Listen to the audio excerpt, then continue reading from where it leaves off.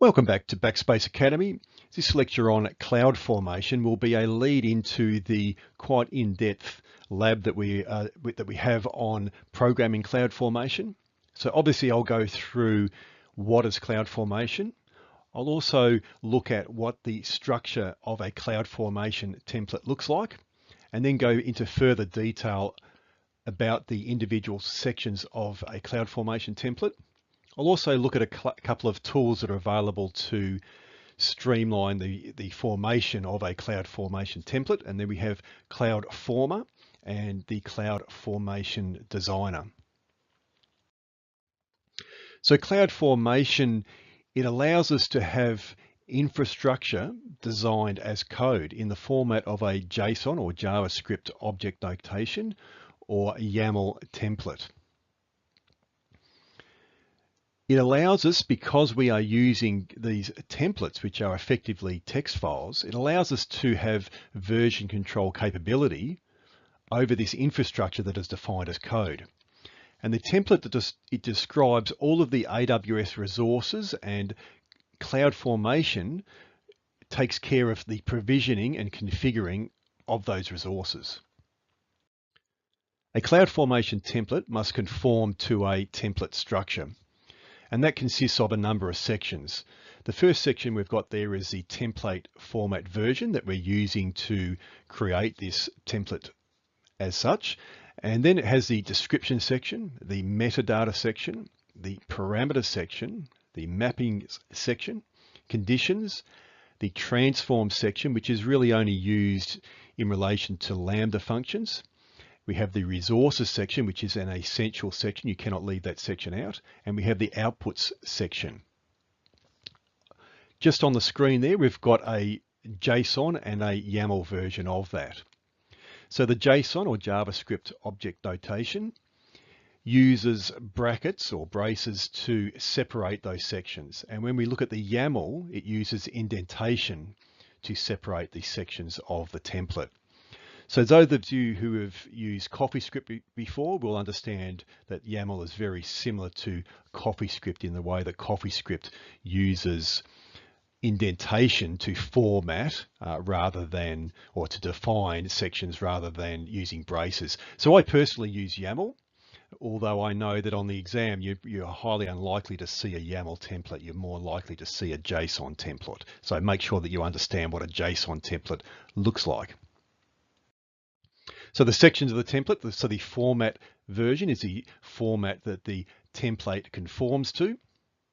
The description, and that must also always follow the format version. We have metadata, which are JSON objects and keys that can provide additional information for the CloudFormation template. We have parameters, and that allows values to be passed at stack creation. And a default parameter can be defined. So as we run our stack, we can allow values to be passed when that is being created. So parameters, they allow values to be passed at stack creation, and a default parameter can be defined, as we stated before. So we can see there that we have the parameters section, and we're asking for the instance type parameter, and the type is going to be a string. The default instant type parameter will be T2 micro, and the allowed values will be T2 micro, M1 small and M1 large. And so what will appear on the screen will be the description of this parameter, which will be enter T1 M1 M1 large, and then it'll say default is T2 micro. So when someone goes and uses this stack, they will be presented with that question, and they will be asked to select a value for the instance type parameter. Mappings, they match keys to corresponding name value pairs. So just looking at the example there, so we've got a mapping section, and it defines a mapping called region map.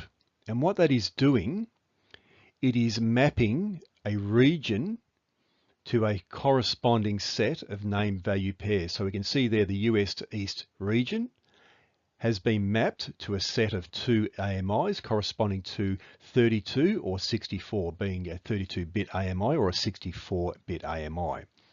So we can use that in the resources section as we see there, and we can see the type is the AWS EC2 instance and the properties of that instance. So we can see there we've defined the instance type as M1 small, but we've also need to have the image ID, and that depends on what region we're in, because AMIs are not the same in every region. They need to be different for each region, and they also are different for whether or not they're a 32-bit AMI or a 64-bit AMI. So that's there is asking us for the image ID, and it's asking to find in the mappings a map named region map. So we've got there the region map, and the reference is our current AWS region. So if we're in the US East region, it will check inside that for the 32, the value of 32, and it will look for the corresponding value for 32. And as we can see there, US East 1 and 32 will be that AMI 6411E20D. So that's how we define mappings and how we refer to mappings by using the find in map command. Conditions define when a resource is created or a property is defined. So if we look at the example there, first of all, we're getting a parameter called the environment type, so env type, and that has the allowed values of production or test, or prod and test. And then in the next section, we're defining a condition called create prod resources. And that has the reference of the environment type, as we can see, which is defined in our parameters section. And that condition is true when the environment type is set to prod. And then we look at mount point there over on the right-hand side. We can see that we've referred to that condition. So condition create production reserve or create prod resources. So if that condition is true, then we mount that volume. If it's not true, then we don't do that. And so that's how we define conditions and how we refer to those conditions, and we use those conditions to decide whether or not we do something in our CloudFormation template. So the resources, now that is the only mandatory section of a template. You need to have the resources section. You cannot, it is not optional at all. So that resources section, it declares the resources to be included in the stack. And so there we can see resources. We've defined in our resources there, we've got a queue, and the reference is my queue. And now there we've got our reference there, my queue, which is an AWS SQS queue.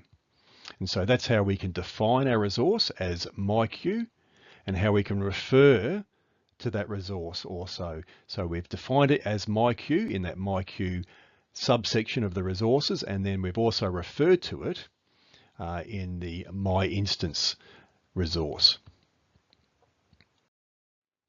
So the outputs, they declare output values, and those outputs or those output values can be used to import to other stacks, or they can be returned to a describe stack API call, or they can be displayed as information on the console.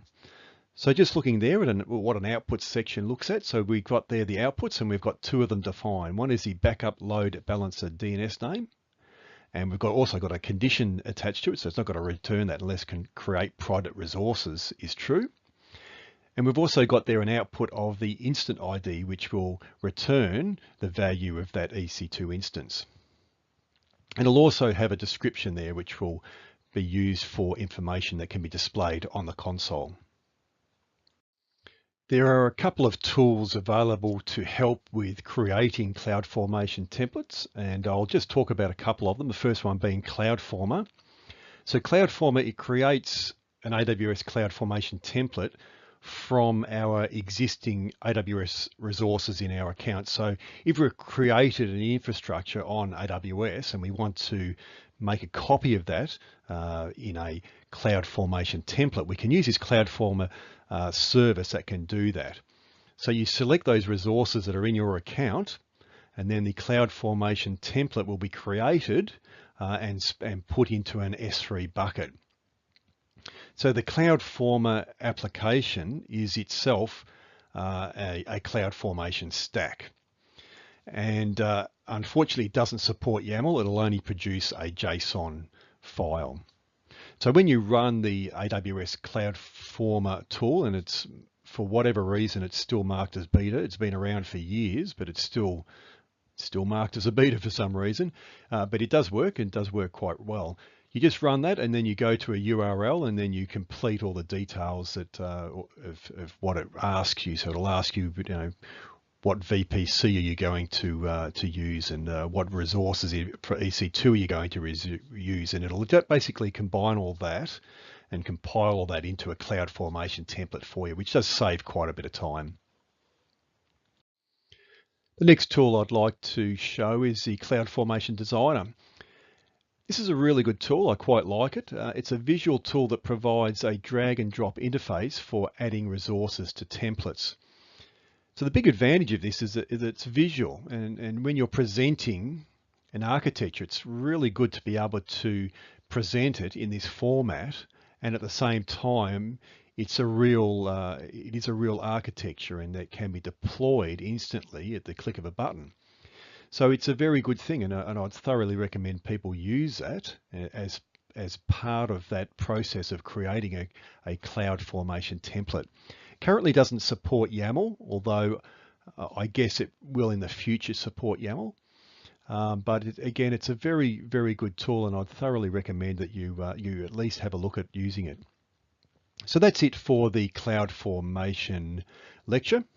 And we have a CloudFormation lab coming up that is quite in-depth and hands-on. So I'll look forward to seeing you in that.